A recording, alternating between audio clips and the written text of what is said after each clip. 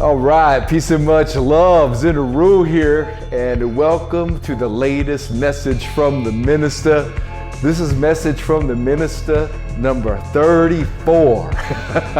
And this has been 34 uninterrupted weeks of message from the Minista. And I have to start by thanking each and every one of you for tuning in to message from the Minista. No matter how far away you are, no matter how far forward in the future you may be. In spirit, we are all here, and I want to welcome you all here. Thank you all for being here. 34 episodes, that's a 7. You know, you add 3 and 4 and 7 is one of those numbers. It's an encouragement number. 7 means to keep going. That you're already in the success, so to keep going with that success. As the teacher said on his album, on Sneak Attack, if you don't repeat the actions of your own success, you won't be successful. If you don't repeat the actions of your own success, you won't be successful. So here we are repeating the actions of our success. And and putting that in there is success is defined, by those things that we succeed at. So if we make a mistake and we turn that mistake into wisdom, well, then that mistake becomes success. The mistake becomes a success because we've taken the mistake, the so-called mistake, we've learned from it, we've gleaned something from it, we've made an adjustment in our lives and our perception or our being, and it's turned into wisdom. And so that's going to be part of the topic of tonight. Tonight it's called "How to Be You." How to define you. How to define you. That's right. That's how I was saying it earlier. How to define you. And it's about how we define ourselves. Each and every week I'll read from a different book. I'll pick up a different book. I'll read from the Bhagavad Gita. We read from the Tao Te Ching. We read from the Science of Mind. We read from Lao Tzu. We read from the Emerald Tablets. We read from the Holy Bible. We read from the Gospel of Hip Hop. And we use definitions. And this week what I've decided to do is go back in time and how to define you. How to define you. And I went back in time and was checking out an old book I had called Ruminations, written by the teacher, written by KRS-One. This came out many years before the Gospel of Hip Hop. And actually I wanted to say what year this came out because I wanted to say it came out in 2003 or 4. But let's see here. Yep, 2003. Okay, so this book came out in 2003. Gospel of Hip Hop didn't come out until 2009. And he also had a book called The Science of Rap that came out many years before this. But Ruminations is a very important book, and it's the first time that the teacher had his philosophies in a book. The hip hop philosophy, the urban inspirational metaphysics, and the science of rap is actually included in Ruminations. Now a copy like this, in this condition, it even came with a CD in it, just to show you the CD right there with the cover on it. A copy like this, a brand new condition, no marks. I mean, I've seen these things go for $300 or $400. So it is a collector's book. Hopefully one day to be reprinted, updated. I don't know, the teacher's talked about it, but he's got so many books that he's written. But this is a great book. I'm not saying anyone should ever digitize it and make it available online. I'm not saying that. But this is an important book. So when I'm going to read 15 pages, 14 pages from that book tonight. And depending on how the flow goes, depending on how the message goes, this may just be a part 1, and this is just it. This is going to be a self-contained. How to define you might just be a part 1, but there also might be a part 2 to this, because there is a lot of reading, and I want the reading to speak for itself. However, the truth of it is that there is a lot of information in here. And as I was going over it and thinking about it this week, I was like, man, that's quite a bit of information and quite a bit of ground to cover. So don't be surprised if this turns into 2 parts. And I just want to go back into my archives over here and show you this copy of it. Now, This is my first copy of Ruminations, okay? And so when I'm reading tonight, I probably should just read from this copy because this is my past self. I don't know if you could see this, but you could see where I used to sit on this book. I used to take this book with me when I was landscaping, right? This is an important part of the story. I used to take this copy of Ruminations with me when I was landscaping, my very last year before I became Zin Uru, right? And it's got watermarks on it. And the guy that I worked with, we just had this one cab, single cab pickup truck, meaning there was no, there was just one bench seat in the front. And he used to bring his dog to work. And so that dog took up like half the seat. We had the truck was just full of stuff all the time. And so the only way I would bring books to work is if they were pocket books, but I had to read this one, So I would sit on it, unfortunately. But fortunately, if anybody in the future, you'll be able to know that you had Zin Uru's actual copy. I'll sign my name in here, have the teacher sign it sometime too. The Zin Uru's actual copy of Ruminations, you can see it's cracked and splitting, and I didn't really mark up the insides too bad. There's some dirt and some in the pages, but yeah. The reason that I brought that up was because when I was Mr. Landscaper, that you've heard the story 1,000 times already, so I won't go into detail, but this was the book that opened my eyesight and gave me the metaphysical tools I needed at that time to get from being the landscaper to becoming this guy, to becoming Zin Uru. And it really happened within, I don't know, probably, this book came out in 2003. I got it in early 2004. By late 2004, I already had the teacher call in my house. And on January 9, 2005, I was face-to-face with him, beginning my official apprenticeship. Well, my official apprenticeship began long before that as a student, but like my one-on-one apprenticeship with the teacher came into play only not even a full year after I started reading this book. And why is that important? Because while I was thinking about that this week, I was like, there's a lot of information in the Ruminations book. But the part that I want to read from, the chapter I want to read from, it is literally the step-by-step instructions for you to change your life, for how we can change our lives.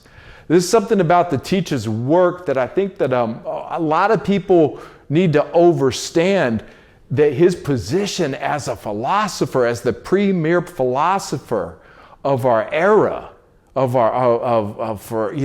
first inner city philosopher like that. Not the first, but like the first worldwide, world recognized inner city philosopher that's putting forward the urban inspirational metaphysics as a way of life. And we always remember that these are blueprints to your life.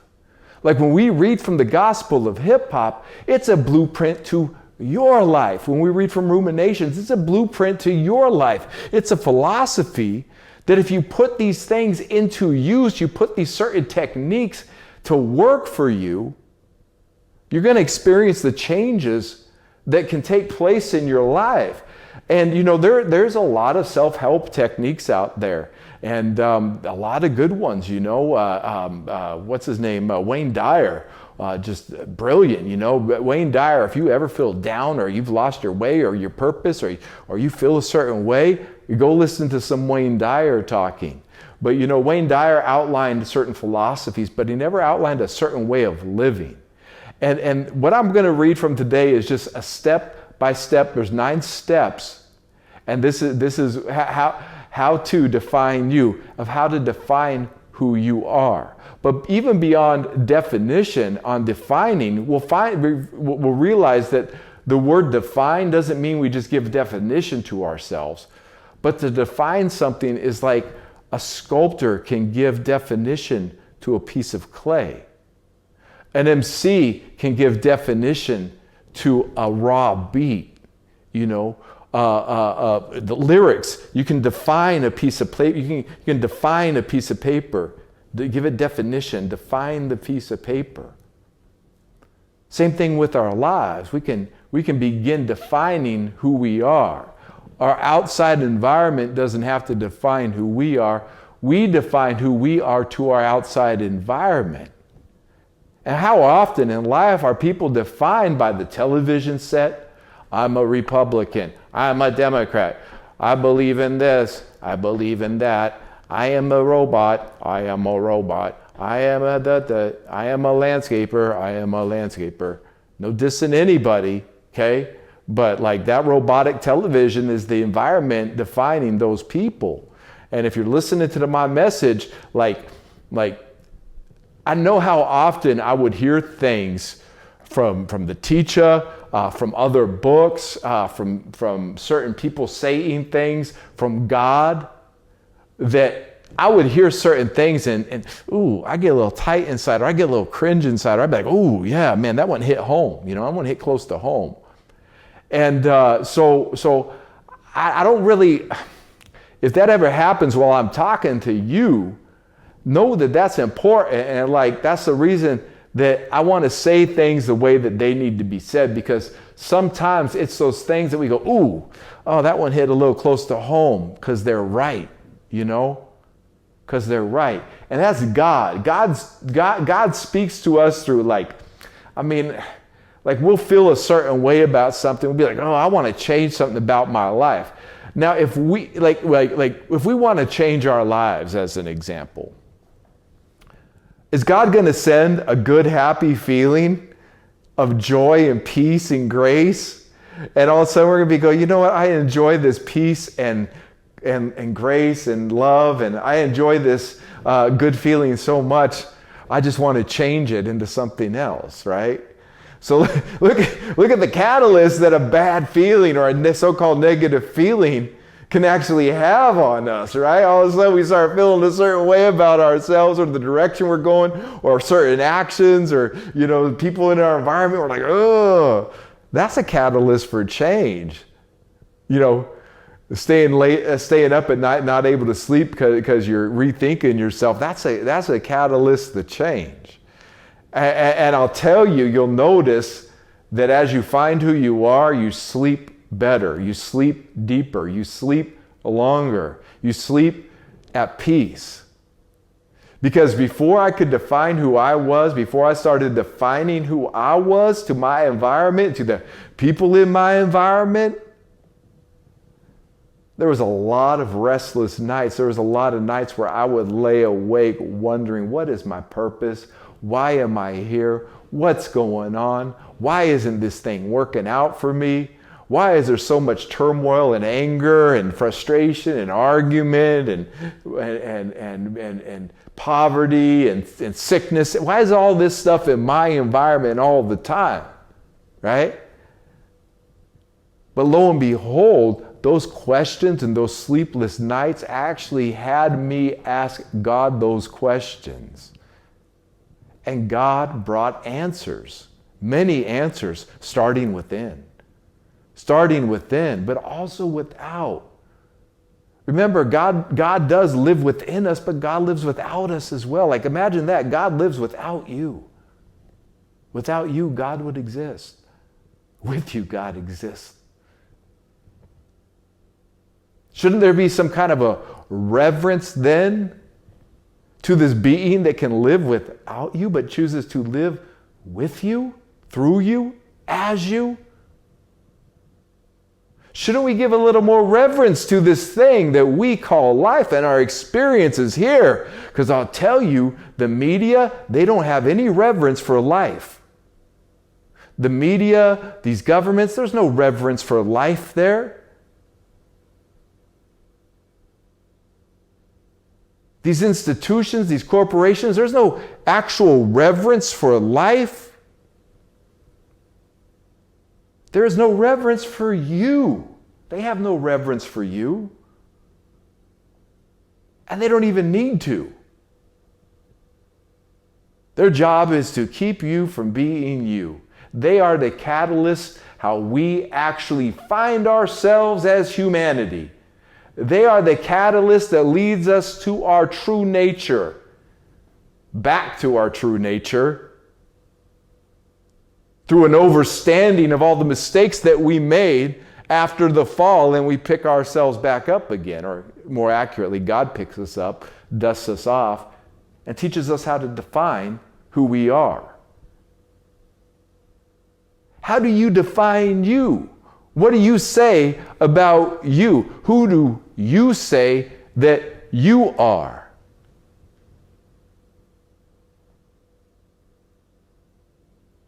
The way that we define ourselves is how people are going to see us. And it starts within. Because the courage to define ourselves has to start within. Because from the inner to the outer, from the inner to the outer. For example, Zin Uru, when I went to the teacher and said, yo, this is my new name. My name is Zin Uru. That was an idea. First, I had the idea. I saw that. I had a whole conversation. A few weeks back, I talked about this. I had a whole conversation go on within me before I defined and said, my name is Zin Uru. And spoke it into existence. Now, at the beginning, hey, it was great for some people to hear that. For the teacher, it was great. Zin Uru, he started calling me Zin Uru right away. Like that moment. He joined in on defining who I am. That's how I knew I had a friend. A mentor, a teacher. And as I went forward and I said, yo, my name is Zin Uru. You can call me Zin. Now, other people who were on the road who knew me as Uri1, U-R-I-1, which I'll get into a little bit later, how I came up with that name. They were like, yo, you're crazy. You cut off your dreads? Why'd you cut off your dreads? How are you calling yourself Zin now? How are you even standing next to the teacher now? How was that even possible, man? I don't like you. Or other people were like, yo, my brother, dope, what's up? So some people hated, some people loved. Some people were completely indifferent, right? Who cares? The hate, the love, the indifference. But I'll tell you this, I say who cares, but you should care. Because when somebody comes along and they join in on your visualization, they join in on your definition and defining you. Not like they're just going to let you say and do whatever you want to say or do. But I'm talking about somebody who, when you say, yo, my name is Zin Uru, they step forward and go, word, Zin Uru. Right? And there was other friends at that time that when I was defining myself as Zin Uru, of the Temple of Hip Hop, Zin Uru, the hip hopper, Zin Uru, as I was defining myself as Zin Uru, the MC, I had friends be like, I'm never calling you Zin, you are John. And I was like, cool, right? Cool, whatever. But I noticed that as those people started calling me, my friends who used to just know me as John, and my mom still called me John, and my brother. It ain't like you just cut everybody off who don't call you by your new name. I'm not advocating that. But the friends who couldn't change, they didn't realize that if they couldn't change with me, and I'm not saying that they even had to change. They just had to allow me to change and be who I am, right? So there was a lot of friends who couldn't see Zin Uru. They didn't like that. They weren't down with that. They thought I had betrayed something of my former self. It challenged them in a certain way, and they didn't want to join in on that. Cool, right? Cool. I had other people who were joining in on it.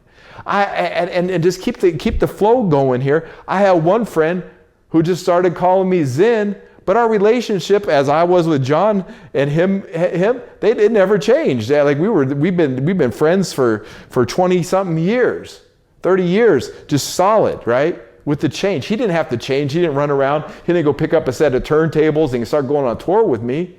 He kept going on the trajectory of his life. I went on the trajectory of mine, but he respected who I was becoming, right? That's a friend right there.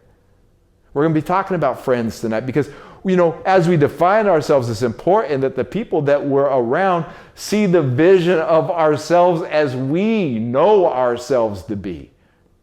Who you see yourself as is important, but when you know yourself as something, you can't accept people who don't see you as that, at least, let alone know you as that.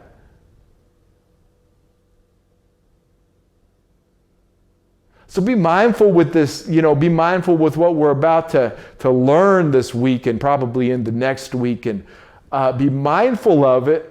Why be mindful of it? Because with great freedom comes great responsibility. With great power comes great responsibility. I know that these techniques that I'm going to be reading from ruminations, I know that they work. I know that they work because I went from John the Landscaper to Minista Zin Uru, or more accurately, John the Landscaper to Zin Uru in about 8 months' time. I'll say 8 months, 9 months. Yeah, 9 months. Wow, actually it was 9 months. Whew. No such thing as coincidence there. No such thing as coincidence. 9 steps, 9 months. But what does that even mean? I could tell you over and over again how it happened for me because I do all the time. But how's it going to happen for you, right? How's it going to happen for you? Because you have a you that's inside of you that is either being born now or is waiting to be born or isn't sure if it's real or not. Let me tell you, if something pressing inside revealing its truth, that is real. Your spirit is real, my nobility. It's so real that there's an entire system built to keep you away from that. The entire system is built to keep us away from the truth of who we are. We have the power to define. You ever think about the dictionary and the definitions of the dictionary and realize somebody just made it up? All scholarship, somebody just made it up. History books written by groups of people or individuals who just made it up. Now, certain histories, you go in there and there's certain events that happen, and you start getting into people's biases, and you start getting to people's objective or subjective, or who was there or was a third-hand witness, or who told who, and you start getting into all of that with history. And it gets down to it's people's opinions about what happened. Maybe those opinions are more accurate. Maybe those opinions actually carry some weight because those opinions passed along a story or an idea that helped you better your life or helped other people better their lives, right? That's a good history. A good history lesson is one that people learn something and glean some wisdom from. That's like beyond that, like, what is the purpose of history? Why do we even got to know history if it's not bettering our lives in the now? And there's certain levels to that, right? So there's historians who they love that, and their whole life is just searching into ancient history, and those people are dope. Like real historians who really go and do the work, excavations, digging it up, see it, feel it. Like that work is dope. Like that work is dope. But as we're defining ourselves, we gotta look at what we call history. Because if the media is defining us, how do we get to a space where the media defines who we are? Where the mainstream is defining who we are as opposed to us defining who we are? How did we get to that place? How many years, how long, how much history goes into that? So many people, we look at our history, oh, I'm a white European. All of our ancestors had slaves. No, they didn't. Like a very small percentage of Europeans actually had slaves. A larger percentage of Europeans were actually slaves. They called them indentured servants. An indentured servant is less than a slave. People pay top dollar for good slaves. Indentured servants, they can just burn them out quick.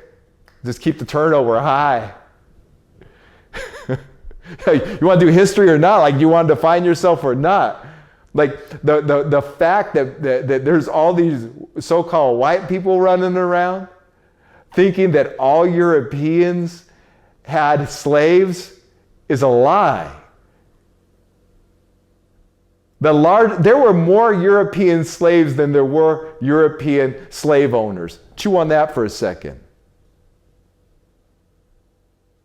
I'll say it again. There were more European slaves, so-called white slaves, than there actually were so-called slave masters of European descent. That's the truth. That's not even like some deep history. You just go do a little surface level studying. You'll find out what it is. But look at how the lie defines how people view themselves. How white people running around feeling guilty for a past that like they didn't even commit. Some of them did. Not all of them. The majority didn't.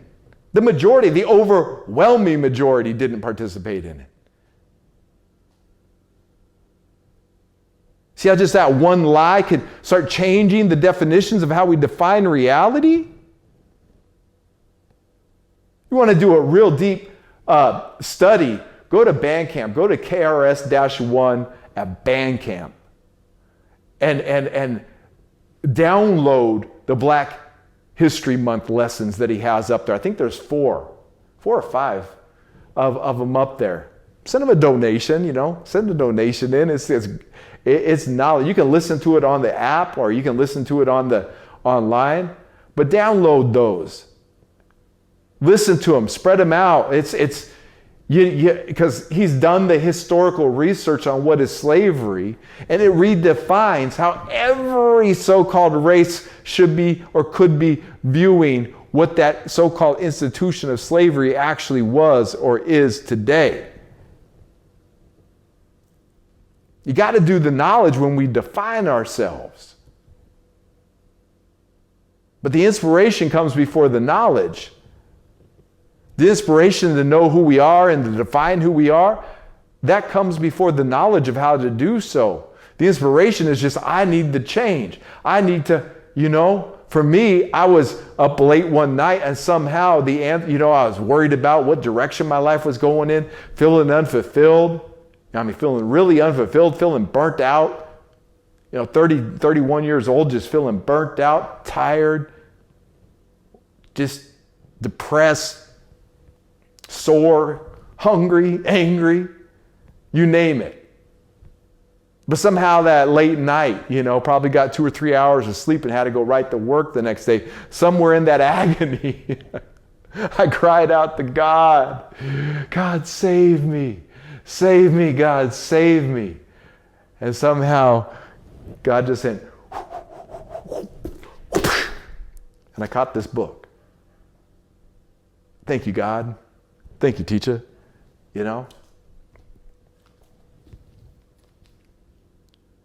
Let's just start our reading with that being said, okay? Now and I'll put it up here on the screen. And take screenshots if you don't have a copy of this book, okay? Take screenshots. This is in the chapter entitled Urban Inspirational Metaphysics, Second Avenue. And so I'm gonna skip ahead here. There's a lot of good information because it gets into God and blaming God and morality and what does it mean to find God. And that's like a whole other talk, but it leads into this.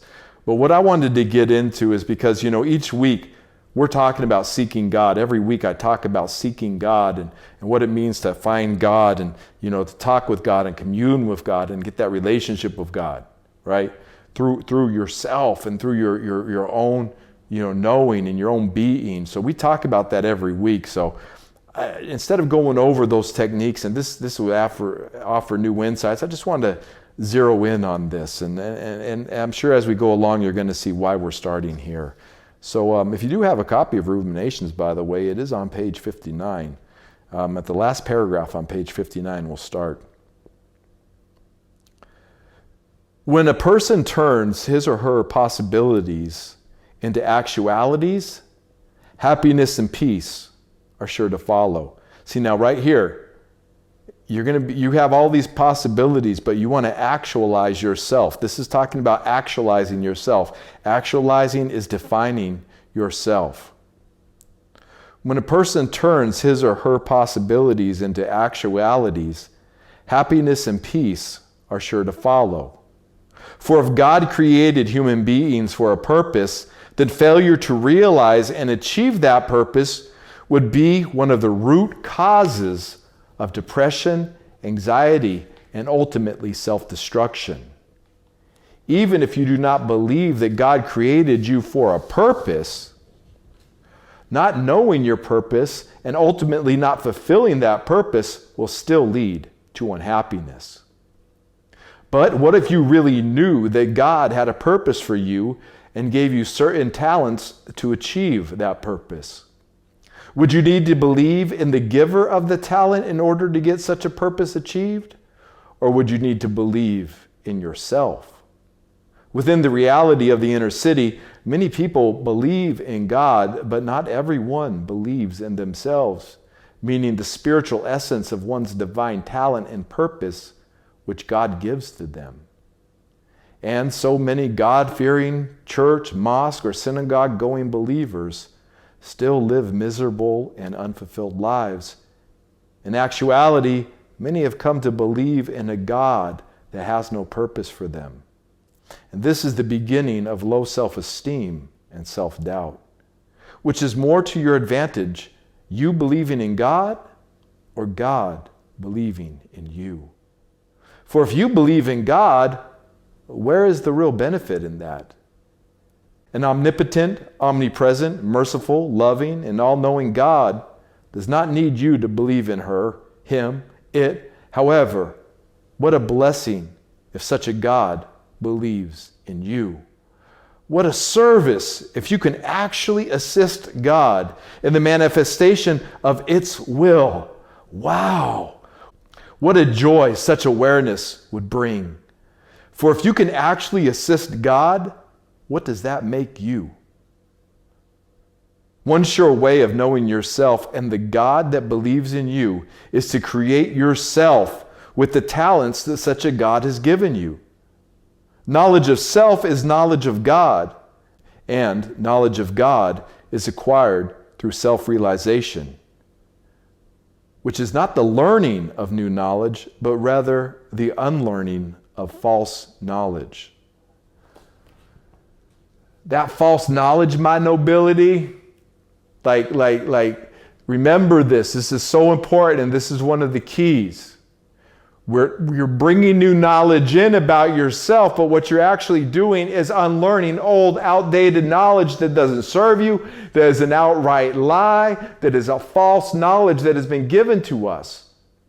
Like the false knowledge of history, of all history, that is taught in mainstream academia.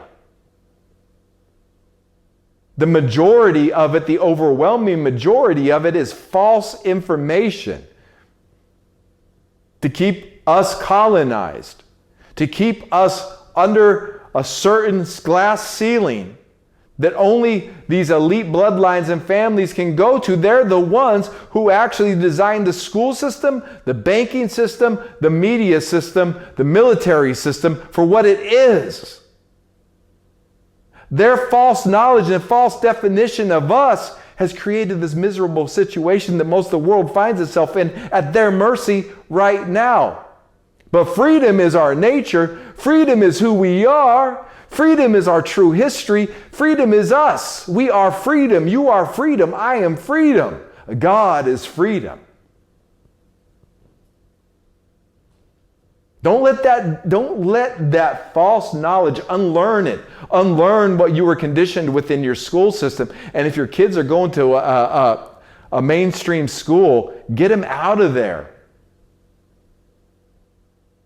Unless you're teaching them at home too, and you're sending them to school as some kind of a little witness or some kind of a little teacher in their environment, get them out of that school system. Why colonize your children's minds? Why participate in that? There's karma that comes with colonizing your children's minds and allowing them to be colonized.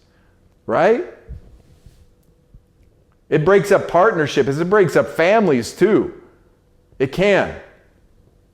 But you know, what is unlearning the false knowledge worth when it comes to actual truth of who you are, what you're capable of, the truth about God and what God is actually capable of doing through you?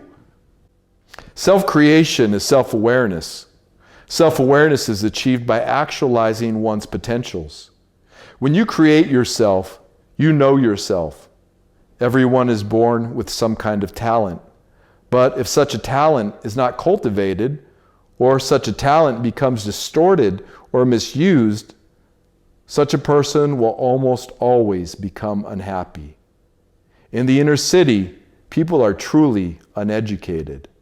But more important, more people are miseducated. This is why the spiritual strategy of the inner city that we call urban inspirational metaphysics has more to do with unlearning than with learning. It is the stripping off of useless information and social indoctrination that reveals one's true self. Just think, if you are born with a talent, and everyone is, yet your talent remains unfulfilled, then the mechanism of your unfulfillment must have been picked up along the way in your development. Something like being born in perfect health and then contracting some illness by associating with others in school or at the playground. Your talent is there because you were born with it, but somehow you've contracted a life illness that has prevented or distorted the actualization of what is already within you. Search your life. Examine your life for the ideas you may have picked up along the way that give you a perception of life that hinders the fulfillment of your purpose. For many people, it is their education that prevents them from fulfilling their lives. Not that they are uneducated, but that they have been miseducated. They've actually acquired or contracted ideas, like the flu, that prevent the actualization of their natural born skills. Say that about our immune systems too. We've contracted these bad ideas about our immune systems that prevent the actualization of our natural born immune systems. Rise up, my nobility. Such miseducation cannot be corrected merely by more education. Such miseducation must be corrected not only by less of the same education, but also by a return to one's childhood in an attempt to remember what life was like before one became educated. Strip off that slave name. Quit that slave job. Strip off the white, black, red, brown, yellow race thing. Strip off that doubt, that fear, that anger. Turn off that vision of worthlessness caused by bad education. Erase what you think you know and focus on who you are without the titles, labels, opinions, and perceived notions of reality you've acquired during your growing up. Return your mind to that tabula rasa, that's the blank tablet, and simply feel what God had intended for you before you became educated. What did you want to be before your education told you what to be? Be careful not to exchange your truths for someone else's beliefs. You are the truth. Study yourself. After such a study, God is sure to be revealed. The following 9-step program is designed to assist in your self-study and self-education. Read it carefully and seek out other information that makes these steps even easier to understand. These steps are only the beginning. They speak to today's metaphysical self-help standards. You must be strong enough to lift up and retain other weightless things. Here we go, my nobility, and that was a good thing, but you're going to want to start screenshotting some of this because, I'm going to read it, or you're going to just have to keep going back to the video at this part. You have to keep going back to the video at this part because, these steps, these instructions, or just take notes, write them out as I'm going along. Because you saw my copy of the book. I could read a book that, like, how many pages is this? If it was just a regular old book, Yo, Adonis, check it out. Adonai. Yeah. 7:11 p.m., 6:24:10. Adonis, endless. Temple of Hip Hop. Nice. I was saying before I saw that, I know you watch my videos almost every week, brother, so I just appreciate you. And we got a lot of history there. Almost 11, over 11 years ago. 10 years ago. Yeah, 11 years ago. Okay, so this is 263 pages. So my point being, this book is only 263 pages. I could knock that out in a weekend, So why does that look like This is why, because I would read these and meditate on them while I'm sitting out there literally, like, with a pickaxe in my hand. Here, I'll put a pickaxe up here so you know what a pickaxe is if you've never used one. And a pickaxe is like the greatest landscaping tool. It's better than shovels because it's a pry bar, it's a shovel, it's a trencher, it can loosen soil, it's a weapon. But a pickaxe, like I would be swinging that pickaxe, day in and day out in the mud, in the dirt, in the rocks, moving rocks, removing rocks, and just, paving the way for the landscapes that we were making, right?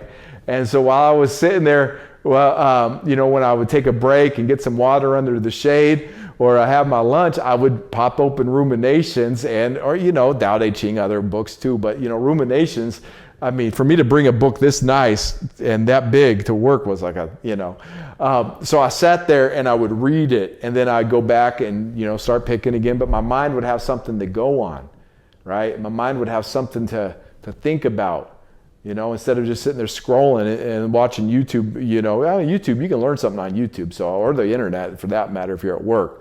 But, we used to have to take books because there was no phone. That's how old I am.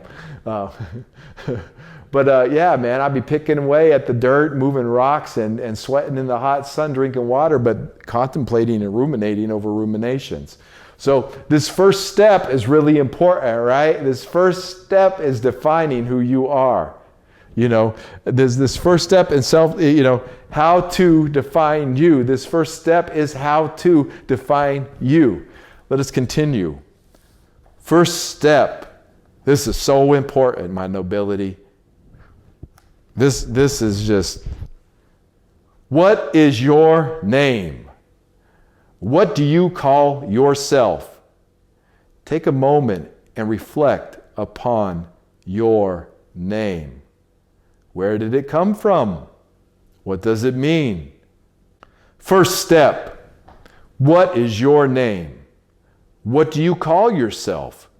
Take a moment and reflect upon your name. Where did it come from? What does it mean? The first step out of oppression and into self-creation is to reclaim ownership of yourself. Too often, we underestimate our power to define ourselves and the world around us. We allow others to validate and direct our actions based upon their own definitions, terms, and meanings, which almost always includes the enslavement of our lives. But when you say your own name, do feelings of empowerment and self-esteem flood your nervous system? Or when you say your own name, does a depressed and worthless feeling come over you? Be honest. Be honest with yourself. It is important to your liberation and empowerment that when you say your name, you feel strengthened and confident about yourself without anyone else's approval or validation. Your name is the word that calls you into existence. In fact, words are not only defined by their common meaning in an analytical sense, the meaning of words also creates graphic descriptions in the mind of the speaker as well as in the mind of the listener. What graphic image does your name bring to mind? By naming or renaming yourself, you set up a daily affirmation toward your own liberation and success in life.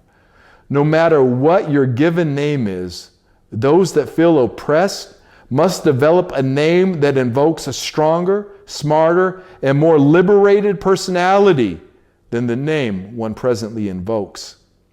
Very simply, you cannot invoke a slave name or even a name that you did not give to yourself and expect to escape oppression. A slave name invokes a subconscious slave mentality, and whoever names you owns you.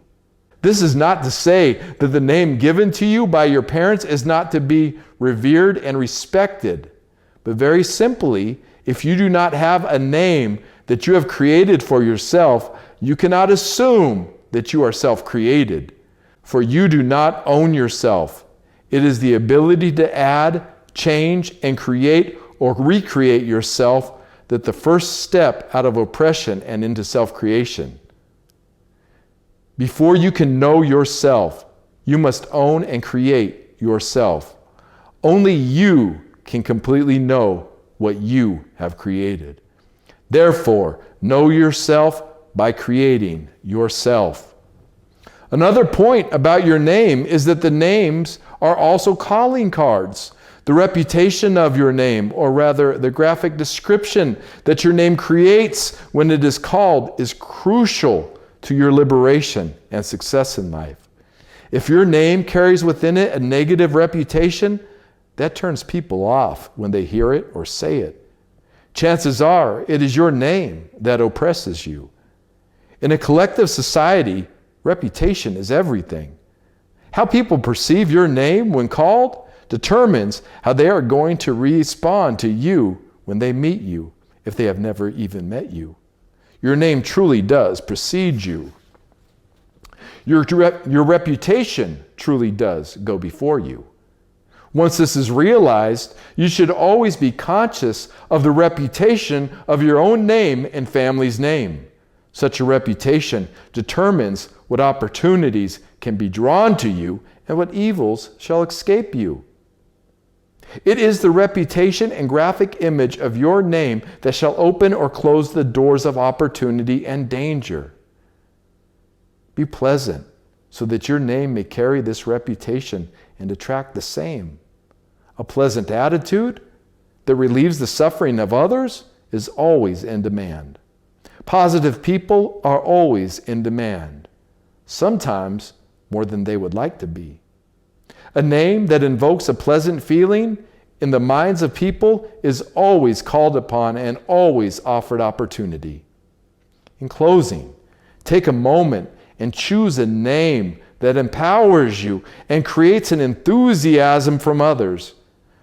Check this out, my nobility. Do this is it right here. When you got your name, this is the directions right here. Write down a list of characteristics that your chosen name reflects and begin to memorize them.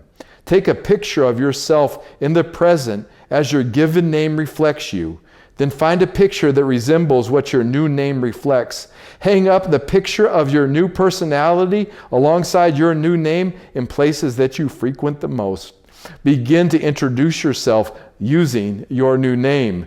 Begin to add strength to your new name by building a productive reputation around your new name through the actions, words, and people associated with your name. Treat your name as your property. Do not let your name treat you as property. Never let others control or own your name. We'll pause there for a moment and talk about this, right? Like just talk about this, because the teacher's saying right there, like right in that moment, that the name given to us by others means that they own us. And I'll be fair with this too. Let's be fair with this. I've known people who were given dope names by their parents, and they kept that name. They're like, Zin, you're crazy. I couldn't even think of a better name than the name my parents gave me. And it's like word. So but if that's you, if that's really you, you got just the freshest, dopest name, and your parents named you Adonis, right? Apollo, you get a dope name like that, like, yo, put it to use, you know what I'm saying? Like, I can't even say that. There's people walking around with dope names that their parents gave them, but those names that I shout out and other names, like they define who they are in that. Like Adonis defines who he is. He got all these pseudonyms and other names that he uses and spells it different. But, he was given that name at birth. And when we were talking about this early on, he's like, yo, my name Adonis already brings empowerment. I already say my name with pride. So I was like, oh, word. So keep that in mind too. But like for me, John, I must have known 200 Johns in my lifetime. John this and John that and John. I mean, everywhere I met Johns. And I love my name John. My mom named me after John the Baptist in the New Testament. Like, I love that name, John. John the Baptist is dope. Like, John the Baptist is like one of the greatest characters and one of the greatest people who ever lived. Like John the Baptist, word, I'm named after him. But like I said, though, I knew a lot of people named John as a common name in the United States of America. And, as I was, when I read that the first time, I was like, Uri, U-R-I, U-R-I, we are one and the same, right? So I called myself Uri 1. When I introduced myself to the teacher the first time, I introduced myself as Uri 1. I'll put it up here and I'll highlight it too. If you look at this, the famous round table, I signed my name, Uri 1, Justice. So, I went out on tour like when I was getting the van, I was telling people my name was Uri 1 when I was talking to the teacher's management and Minista Simone and the teacher. I was introducing myself as Uri 1 and, excuse me, but I didn't have a lot of power when I said that name because I was still John in my head. Right? I was still John in my head. I had drawn up, I did the thing and I wrote out who I saw myself as. I did that exercise, but as Uri 1 when I got the book, right? And so I was like, yo, I'm Uri 1, KRS 1, URI 1. And I was like, that was it. But I never really had that. Like, I'm even saying it now with way more power than I said it then, right? Because I've grown into the power. To take power in the power of the word. So I've grown into that. I can empower John Laurie. This sounds empowering when I say it now. But I used to be like, I used to be down here and now I'm up here. But, so John is a good name. It never did much for me, though, as far as being just one of many. And, so I introduced myself as Uri 1, and we did, we went to Colorado. We getting high in Colorado. We be getting high in Colorado. That was an old chant we used to do. A teacher used to do at his shows in Colorado. But we did like 4 shows there. We did 3 or 4 shows there in Colorado.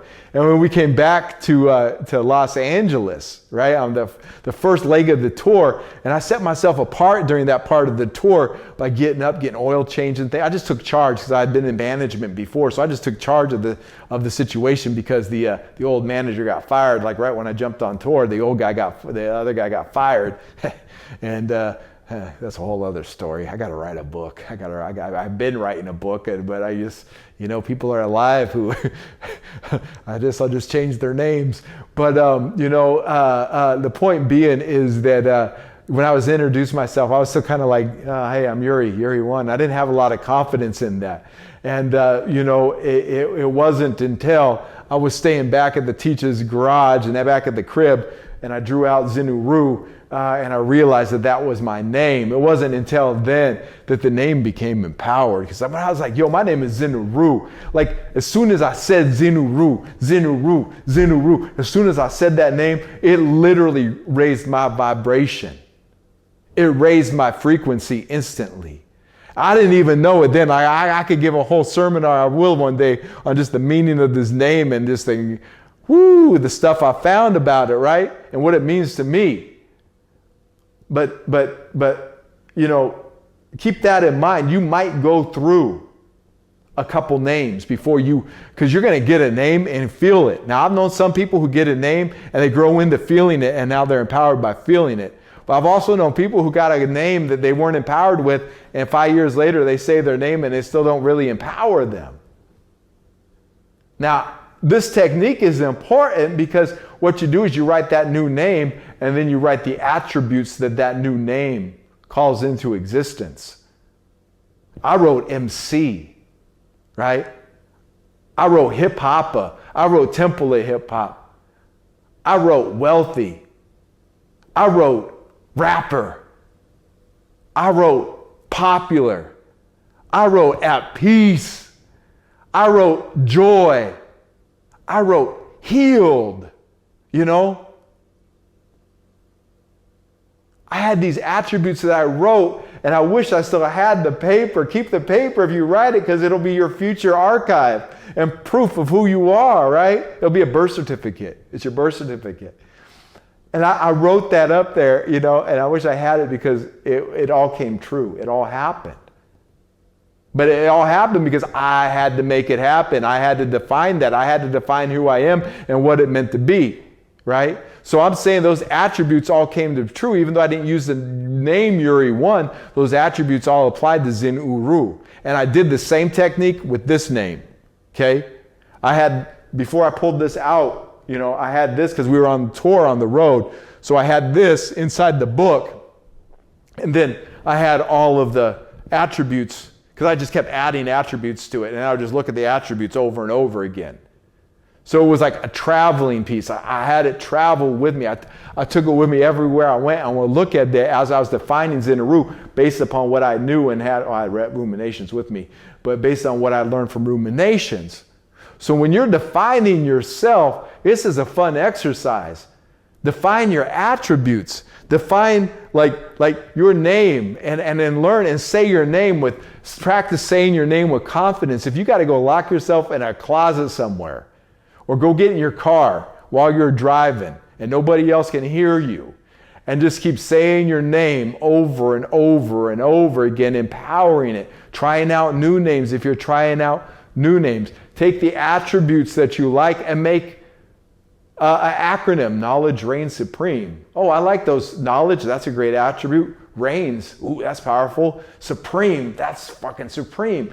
Knowledge reigns supreme, you know? Or you can take some letters, like you like the letters the way that the letters sound, you know, KRS, knowledge reigns supreme. You can add those letters to it later. ZIN, URU, zenith, insight, navigating universal rights underground. Zin Uru. Like that night, I went back and I grabbed the dictionary and I started thinking, what does Zin Uru mean? Zenith, insight, navigating universal rights underground. Make an acronym out of your name. You know, that's not even written in there. That's what you're going to get when you go deeper, is put an acronym to your name. So your name can start with an acronym. Your name can start with you can just start out, I don't know my name yet. Zin, nothing's inspired me yet. I've had people tell me that. Then write out the attributes and look at the attributes and, God, what is my name? God, what is my name? What is my name, God? You're asking yourself the question. You're asking the universe the question, what is my name? Nameless one? Oh, nameless one, what is my name? You know? And then start looking for it and peeking around, and, you know, here's the flip side of Zin Uru, like the Emerald Tablets, the Thoth is deep. It's deep. Woo, is it deep? It led me to uncovering that book too. And then decoding it now to the ultimate decoding that like I mean, it's the tree of life itself. Like my name was encoded in the tree of life. Like my name is encoded in the promised land. My name is like in the Emerald Tablets of Thoth, it is the word. So there's other people running around. They had the same idea. They saw Zin Uru. There's a few others. Shout out Zin Uru out there. I see you. I appreciate you tuning in every week to the videos. There's another Zin Uru running around out there. So somebody else might choose your name too if you pull it from a book like I did. But I know I'm Zin Uru. I know that. Zin Uru. Uru. I know that's me. So other people, I met a Thor. He called himself Thor. Like you got, that's a powerful name. You got to be able to carry the weight of Thor's hammer. You're going to be Thor. Better be able to carry Mjolnir, Thor walk around with Mjolnir. Or what was the axe? I'll remember it in a minute. I always like Mjolnir. That axe is cool though. Stormbreaker. The axe is Stormbreaker, and the hammer is Mjolnir. And Thor walks around the power of Thor. But you choose a name for yourself. Be mindful because you're going to actualize that name. And sometimes when it comes to rappers and MCs even, some dudes be picking some corny names, and then they don't live up to their names, Like a guy would be like, yo, my name is Dope Flow. I'm Dope Flow. Well, you better be able to flow dope if you're going to call yourself Dope Flow. You meet Dope Flow and they can't spit, What is that? What is that? So you got to be able to live up to your name if it's going to empower. You've got to empower it. You've got to believe in it, and others will automatically start believing in it with you when you say it with some power and you say it with some gusto and you mean what you say. And the teacher used to say this one. This is a great one. Like that attitude where somebody's, what's your name? Oh, I'm Jay. I'm Jay. Mm-hmm. Now, who's going to remember Jay? What's your name? Jay. Now, you flip it to the hip-hop attitude. Yo, what's your name? Yo, I'm Super J Ski in the place to be. Yo, you don't want to mess with me. I can see. Super J Ski is going somewhere. Super J Ski's got something to say. And Jay may know everything that Super J Ski knows, but Jay ain't expressing himself and ain't giving nobody else no confidence in who he is. But Super J Ski is. He's going around giving confidence when he spits his name and he says his name. And he puts some rap to his name. And he puts some definition to his name. He's going somewhere. People are going to remember him right away. Let's go. Zin. Z-I-N. Now you go to Europe or other countries, like Zin's actually a name. Well, in the United States, I like it. When I go out, and I don't say Zin Uru or the Emerald Tablets of Thoth. I don't go into all that. But, I go out to a restaurant and, put my name on the waiting list. What's your name? Zin? Oh, that's a nice name. Oh, I like that name. Zin, Or people always remember me because it's a different name, Z-I-N. And I'll spell it out for them. Or they think it's Zen, Z-E-N, right? And they say, oh, are you Zen? How did you get that name? I'm Z-E-N all the time. Zunga, zung, zunga, zunga, Zen. But the way that we say our name is going to empower us or depower us to whoever we're speaking it to, whoever hears about us, and that reputation that name brings. That's why people don't name their kid Judas. They name their kid Judas. Nobody wants to be Judas. Nobody wants to name their kid Judas and carry that responsibility. Go down to Mexico. There's a whole bunch of Jesuses walking around. Jesus, man. They be showing that name some respect. Jesus. But what does your name say? And when you say your name, how does it make you feel? And be honest with yourself. You've got to be honest with yourself. When we define ourselves, we have to be honest with ourselves. Let's jump over to the word define. I should have probably put this first, but actually it's better. We're talking about our name here.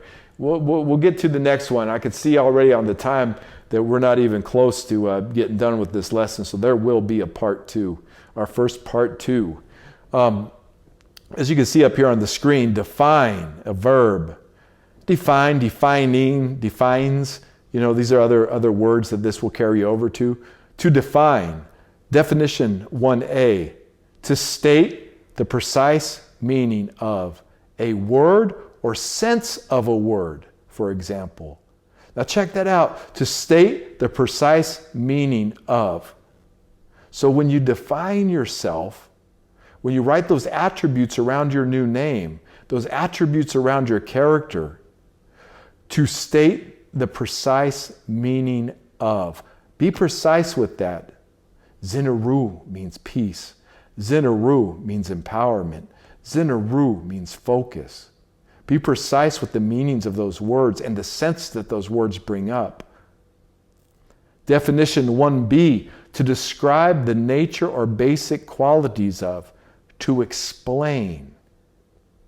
So you're describing the nature or basic qualities of yourself when you're putting up those attributes of yourself. 2a, to delineate the outline or form of. See, now this gets into, let's use this as an example. Gentle hills that were defined against the sky. See, so the outline of the hills to help them, the definition against the sky. That's your street fashion.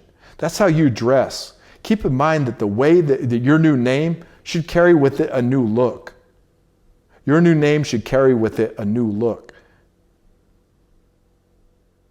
And sometimes when you have a name that is already defined, like, I've been using the name Zin Uru for years, but I update my looks. I change my look over the years. I adapt my look. I like to be fresh. I don't like to look the same year in and year out. I come up with new looks. This one I've been carrying for about 2 years now, 3 years. I usually carry them for a few years. To delineate the outline or form of. See, that gets into the physicality of what your new name is going to be as you define yourself. To specify distinctively. Definition number C, to serve, to distinguish, and characterize. Characterizing oneself. What is your style? What distinguishes you from other people? What about your characterization and what makes you distinct from the next guy and the next guy and the next guy? What makes you distinct? Well, you got a dope name that other people don't have. My name is Nova. That sounds dope, right? Other people will be, yo, that's my dude Nova over there. To make or write a definition. That's funny. Like that's not even like, I almost want to get into that just now, but that's a whole other lesson. Because see, right here, how does the colonizer define anything?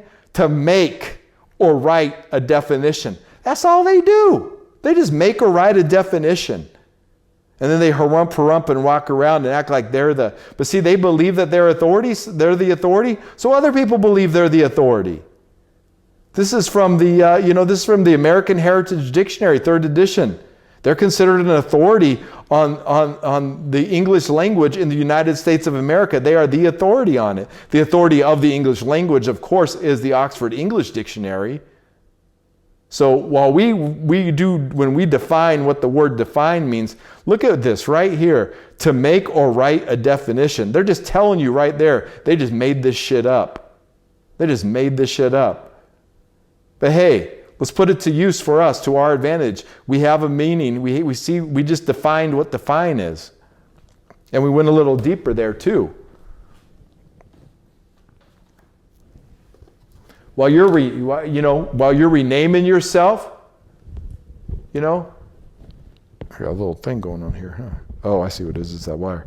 When you're defining yourself, pick a new way to dress. What is it? How you going to dress? What is it? You can start wearing running suits and Kangol hats. What is he going to start wearing? Define yourself by the way you dress as well. And that leads into the next one. The next one. Let me see where we're at in time here. Okay, yeah, that looks good. We're making good time to have this as a two-parter. Begin with the name. Step 1 is the name. And with that name, keep in mind the way that you look and the way that you dress. That's not mentioned in here, but I would add that to it. Add a new look to your stuff. Start buying the clothes of your new name. How does that person dress? and start switching up your style, especially if you're going to be out in the public and you're going to want to be noticed as an artist or as a speaker or as whatever it is that you are. You're going to want to define your look. Steve Jobs defined his look. He just wore the jeans with the black turtleneck, right? He had that look, and he rocked that look. A lot of these guys, they just get one look and they go for it. And Elon Musk has a certain look. Now, I ain't shouting out these guys because, billionaires, they be some treacherous people, man. They be some traitors to humanity. But, flip side of it, let's say 50 Cent. 50 Cent got a certain look. Run DMC had a certain look. LL had a certain look. A certain look that people have, and that's how they define themselves. So much so to where like you could see like an outline of Run DMC, just the shadows, the way that they're sitting, the way that the hat is cut. You see the chain. You could just see their silhouettes of Run DMC, and you would know not only that that's Run DMC, you would know that's Rev Run, you would know that's DMC, and you would know that's JMJ. Just by looking at all three of their outlines, you would know what each member is. That's how fresh they are. You go back to old Run DMC, man. I don't know. I just like there's a lot of hip hop appreciation for the golden age of hip hop, no doubt. A lot of appreciation for the Teacher, for KRS One, for Big Daddy Kane, for G-Rap. There's a lot of appreciation for that. But like, step back to Run DMC, right? Go back to Run DMC. And Run DMC, what makes Run DMC so dope is their style, their guitar, like the way that their production is so stripped down, so raw, but so epic at the same time. Like you hear Run DMC's beats, when you really listen to them, they are so simple. They don't have a lot of stuff going on. They got a hard beat, a guitar riff, ching ching ching ching, and then JMJ's cuts, but then the rapping, the DMC and Run were doing, their rap interplay, the way they're bouncing off of each other, their distinct style of voice, like that shit is so hot. That shit is so hardcore. And like I was like, I don't know, 11 or 12 when like Run DMC came out, and and then each album they just kept getting more popular and more popular. I remember, and they were like the biggest group in the world. Like I don't know if anybody understands, but like Run DMC was the most popular group in the world for a couple years there. They were just so popular. They were like the coolest thing going. Like his shit was just so dope. And just shouting them out right now because I think they've been forgotten in time, and people might think that old style's corny. Like they were pioneers. They bridged the gap between like the originals, like the Treacherous 3 or Flash and the Furious 5, and then the Big Daddy Kanes and the Rakims and the Boogie Down Productions and the Public Enemies. Like Run DMC is like the bridge between the original groups that come out of the 70s and then the ones that came earlier in the 80s. Like it's Run DMC in between all that. There was others, Beastie Boys, but the Beastie Boys were like the white Run DMC, and Run DMC changed the game. And Run DMC don't get the credit they deserve a lot of times with heads. But those of us who grew up in that era and remember how dope it was to listen to Run DMC. Like Run DMC, one last thing. People used to drive these mini trucks. When I was in school, the coolest thing to have, they would get these little mini trucks. They get the small like little Toyota or the little Nissan, and then they would slam them. They would lower them down with little tires on them. And then they would put hydraulics on them and all this stuff. But these little mini trucks had these big ass, because you could take the whole bed, put a camper shell on it, or have a whole bed open, or the lift, the lift cover, where it was just all speakers and batteries. And like the dope dealers, like the coolest kids, the ones who was doing the illegal activity, had the hottest trucks, and they'd be like bouncing it and stuff. And you would get Run DMC. Run DMC is who they would play. And Houdini, you get some Houdini. Maybe a little LL is harder stuff, but it was Run DMC and AC/DC. Everybody loved AC/DC. Those little mini trucks, we bounce into some AC/DC or Run DMC. Interesting. I just wanted to shout that out. But the point being is that be unique with your expression and realize that how you define yourself, like the word that you use for your voice, and then the way that you dress, what is your look, that's going to define you. And I'll read step 2, and then we'll read the next 7 steps next week, because they're not as long as these steps.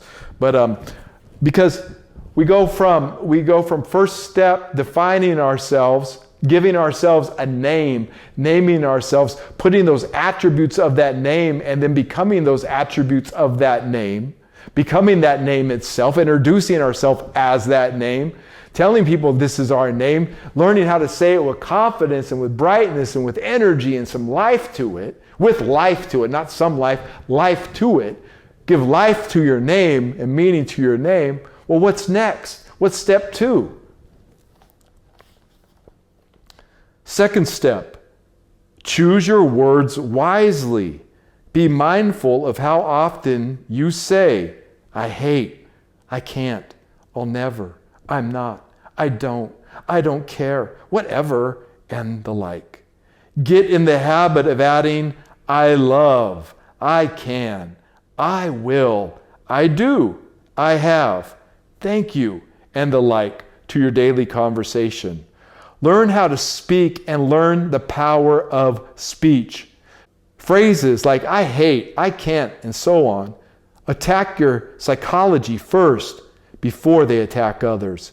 Every word has meaning, and every word comes with every word has meaning, and every word comes with a mental picture that influences your life first before it influences others. Therefore, choose your words wisely. Your own language may be the direct cause of your perceived oppression. Say that one again. If you learn anything, this one sentence right here can change your life and the lives of others. Your own language may be the direct cause of your perceived oppression.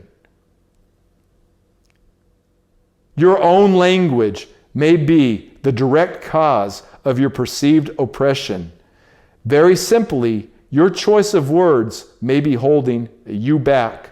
Arm yourself with a good vocabulary so that you may be able to see more things in your environment.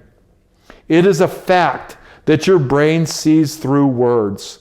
Whatever the brain does not have a word for, it simply overlooks. Your liberation may already be with you. However, it may simply be hiding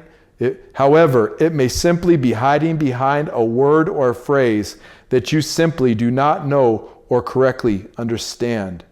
Do you really understand the meaning of the word capitalism? Do you really understand the meaning of the phrase faith without works is dead? Do you really understand the true meaning of the term crackhead? What about the metaphysical meaning of may the force be with you? Do you really know when to use the term chill out? Do you know the difference between Holocaust and Holocaust? Or hip hop and hip hop? Those are the 3 natures. My nobility, do you know the difference between hip hop, and hip hop? Your liberation and life success may be directly related to your knowledge of those and other terms, phrases, and words. Expand your vocabulary with words that empower you and help you to not only describe your goals and communicate properly to others, but also show you how to achieve your goals and possibly assist in the goals of others. We're going to stop there because the next step is purpose, and that is just too much to cover right here. And actually, this is a good amount of reading. It's about halfway through. We'll stop there, and we'll do part 2 next week. we'll do part 2 of how to define you. How to define you, part 2, coming next week. But on part 1, we learn to define our name. Does the name you say and does the name you give yourself empower you? When you say your name, are you empowered? Can you say your name? Zin Uru. I am Zin Uru. Like that name has so much power. I'll cast out demons with that name. This name has so much power to it, and the sound vibration and the things that have happened to me in life since taking this name. Oh man, and it ain't because I took the name, it's because of my belief in the name. I defined that name, I empowered that name. It's a powerful name, don't get me wrong. But I had to be able to withstand the empowerment and the frequency vibration of this name. What is your name? Empower your name. Your very name, when spoken, could bring healing to people, could bring inspiration to people, can bring them closer to God, because it's the reputation that goes with the name. What is the reputation that goes with your name? What is the character of your name? What are you saying about yourself? That's step 2. Are you walking around, oh, I hate that, and I don't like that, and oh, I hate that, I hate this. And man, there is nothing more depressing than being around somebody whose vocabulary consists of the word hate. Oh, I hate it when he says that. I hate that. I hate that. I can't even literally be around people who be saying hate all the time. I don't even say that word. I can't even man, that word destroys you first. Every time somebody says that word, they're destroying themselves first and destroying other people around them. I can't do that. I can't do this. I would rather say, instead of saying I can't, say, I will not do that. No, I will not do that. I can't. People walk around, their speech, their speech makes them depressed, and not only their speech, but what they choose to talk about. Oh, peace, man, how's it going? Oh, man, it's so fucked up. Everything's fucked up, man. Oh, now I'm saying there's sometimes you can yo, this shit's fucked up. There's some empowerment there, because this shit gets fucked up. You got to be able to speak the truth. But know why you're speaking the words. Know why you're saying something's fucked up. Because you want to change it? Because that's the truth. If something's fucked up in your life, it's because you want to change it. Oh, this shit's fucked up. I'm going to change that. I got some things to change in my life. When you call people, they depressed all the time. I used to not even know this. We'll get this next week when it talks about friendship. I used to not even know that just the friends that I just thought they were my friends and I was supposed to be their friends because they were my friends were holding me back in life because of the way they were speaking too. Always depressed, always sad, always got a problem. Every time you call this person up, they got a problem. Everything they do, every time they go outside, every time they talk to somebody, they got a problem. They got a problem with somebody, Yeah, man, that self-destructive behavior. And if you join in on that, or you're somebody who talks like that, I really ask you to reconsider. Are you speaking life into life? Or what are you speaking into life? What are you speaking into creation? Because how you say and define, it's going to make, not only do you feel it first, but other people are going to feel around you. And a lot of people like that, right?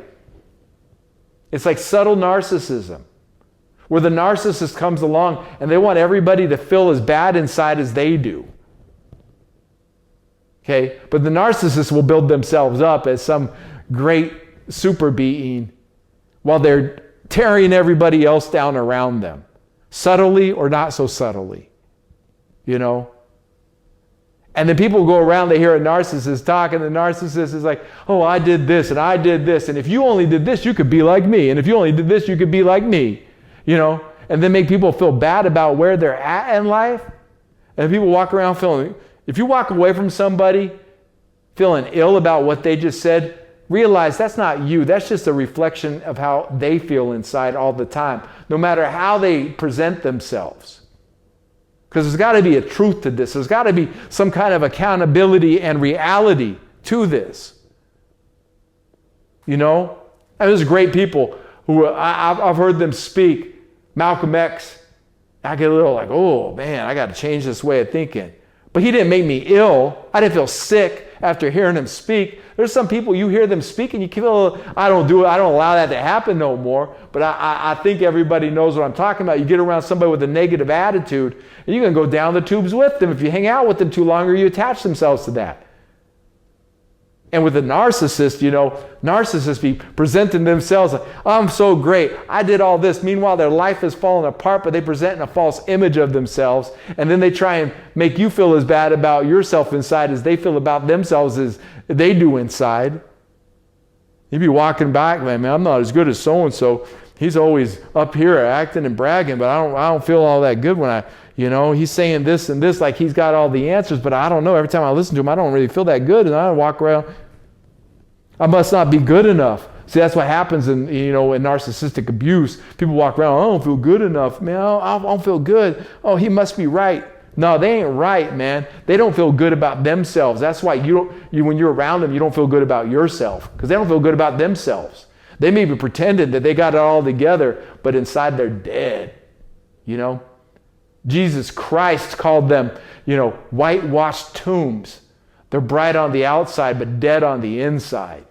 Be mindful of those people, because I'm not talking about this. This is about becoming alive inside and then proceeding to generate and reverberate and sown and be the sound of light in your environment. Like you light up your environment with who you are. You don't got to be light all the time.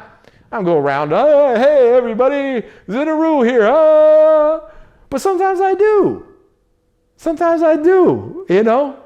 You're just like, and other people be like, Zin, back. And they, because they're, too,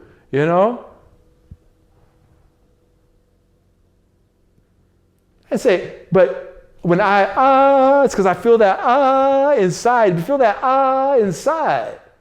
So a lot of people don't feel that inside, but they walk around charging, $1,000, $1,500 for their weekend workshop of how to be a better person, and then you walk back or you leave and you don't feel better about yourself. You feel down, and then you think you're not good enough, and I'm not living up to their standards, and Nah.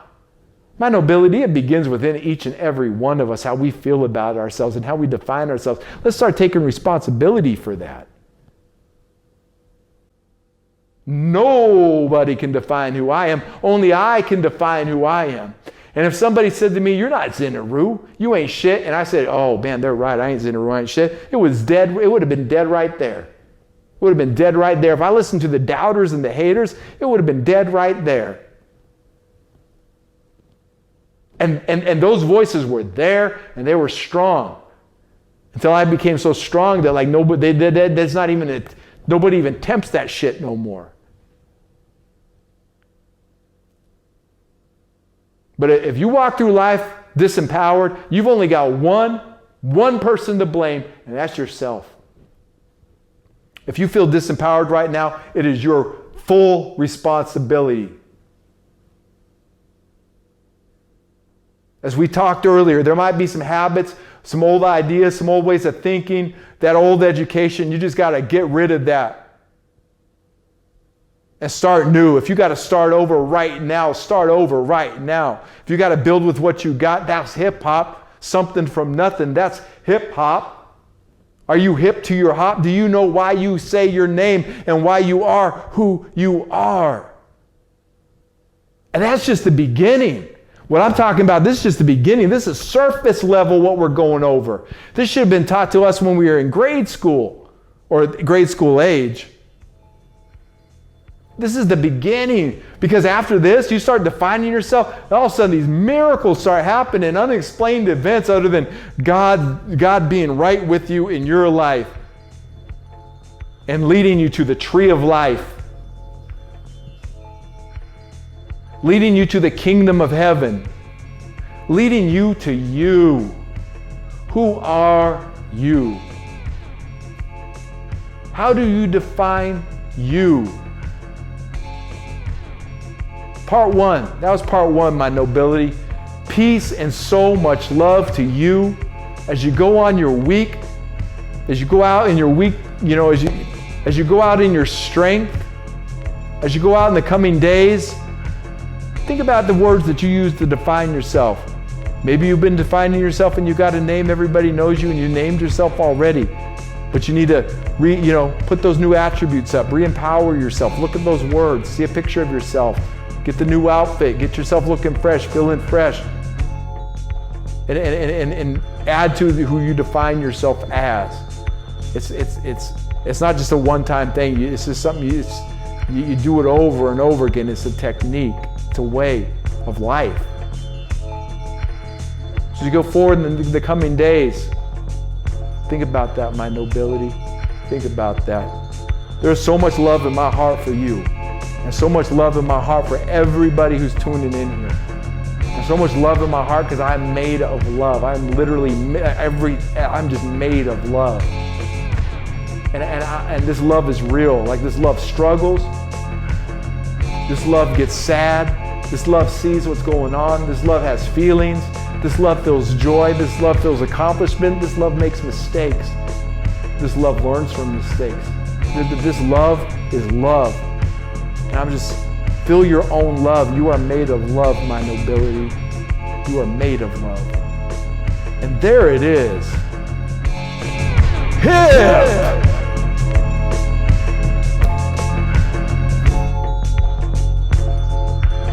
For real.